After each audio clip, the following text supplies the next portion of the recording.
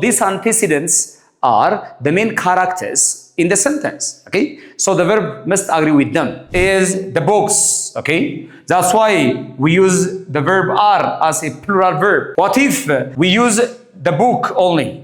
They plural, not she, singular. So the verb must agree with the affirmative one. So they deserve the prize. They, not she, deserve the prize.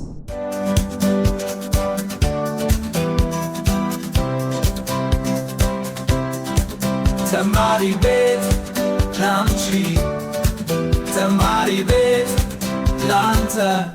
Hello class, this is Temaribet. Today we are going to discuss rule number 11 up to rule number 14 of subject-verb agreement. Be with me. Rule number 11 talks about a subject-verb agreement related to two nouns, maybe joined by who, which, whom, any other relative pronouns. The verb must agree with which noun? The first noun or the second noun? The second noun, that means the noun before these relative pronouns used as antecedents, okay? So these antecedents are the main characters in the sentence, okay? So the verb must agree with them. To make it short, when a relative pronouns who, which, whom, whose comes with a kind of noun, the verb must agree with the antecedent, which means the noun before them, okay? For example, Abel is one of those boys. Look, there is Abel, there are boys, okay? But boys come, or this plural noun come, before who as a relative pronoun. So this verb must agree with the antecedent, not with the first noun. Abel is one of those boys who go, not who goes, who go, okay? Who play, who are. Whatever the verb is, it must agree with the antecedent, which means the noun before these relative pronouns. Read the overall sentence and try to find a relative pronoun. And if there is a relative pronoun, the antecedent found before them, so the verb agree with this antecedent. Great. Rule number 12, it talks about a kind of noun or a kind of subject which started by there and here. There and here. When a sentence begins with there and here, the subject is, or the subject comes after the verb. So the real subject must agree with the verb. Don't forget this. The real subject must agree with the verb. That real subject comes after the verb. In a normal circumstances, the subject comes at the beginning of the sentence, but in this case, the subject comes after the verb, okay? So the verb must agree with the real subject, okay? For example, here, there is a boy now, the real subject is a boy. So this verb becomes is. There is a boy. What if the noun was boys? There are, okay? There are boys outside.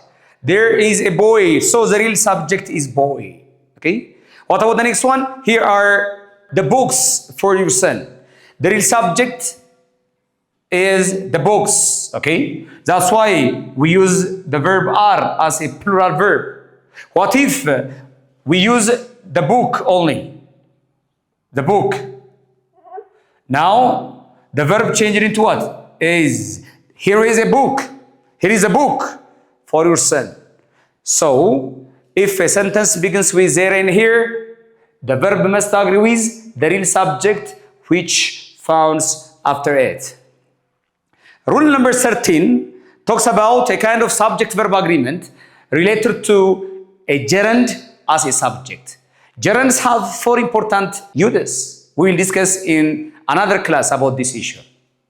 Gerund as a subject of the sentence, gerund as the object of the transitive verb, the gerund used as object of the preposition, and gerund used as complement of the verb. But here, what if a gerund comes as a subject? What will be the verb? So swimming is always gerund comes with a singular verb. Okay? A gerund always comes with a singular verb while we are using it as a subject.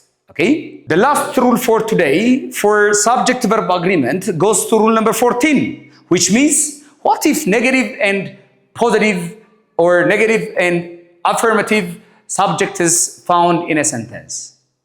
Don't forget this. A negative and a positive subject is in one sentence. The verb must agree with the positive one, that means the affirmative, or the negative one. When there are two subjects from affirmative and negative, the verb must agree with the affirmative, okay? The affirmative, which means the positive, okay? They, not she, deserve. Look, plural verb. Why? Because the positive or the affirmative subject is they, plural subject. So the verb comes without s. What if she, not they? Now, she is a positive subject in this case, so deserves, okay? Deserves the prize, Great.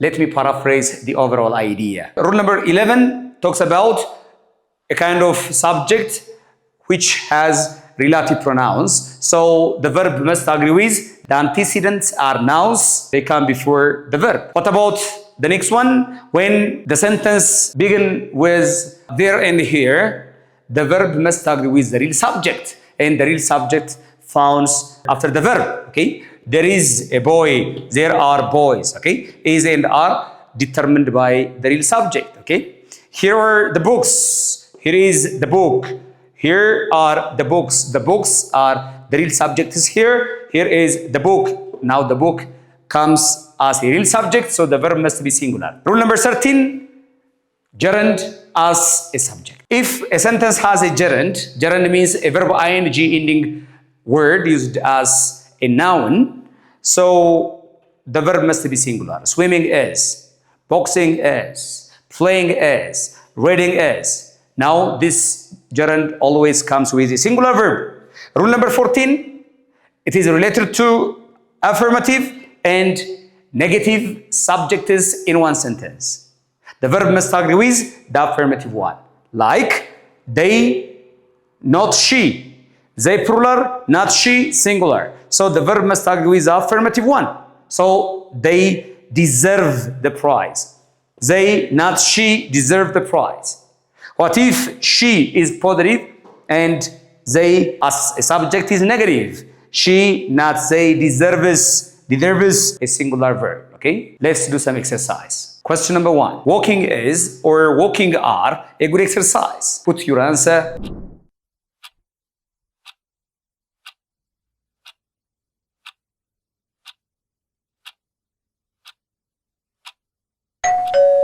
Okay, if you say the answer is you are right. Why? Because always a gerund, a verb ing ending word used as a subject comes with singular verb, okay? Singular verb, okay? That's why the answer goes to is. Walking is a good exercise, okay?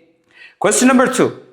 There is or there are 50 students in the class. What if a sentence introduced by there and here? The verb must agree with which subject?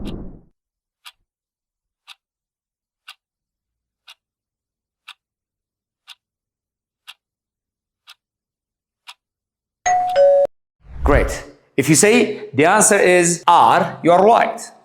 When a sentence begins with there and here, the real subject found after the verb. Now, the subject after the verb is plural. So this verb must be a plural verb or the verb without s. Okay. What if one student? There or here is, okay, a student, okay, a student in the class.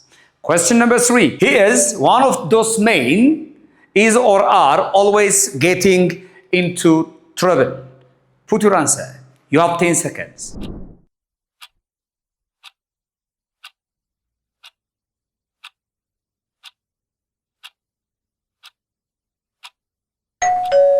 Great.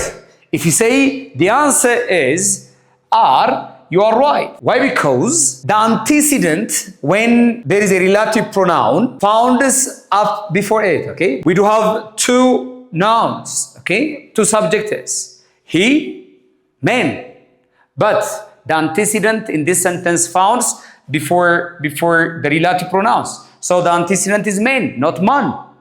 Men is a plural form of men. So men are. Question number 4. My sister, not I, is planning or are planning to travel this summer. Put your answer. You have 10 seconds.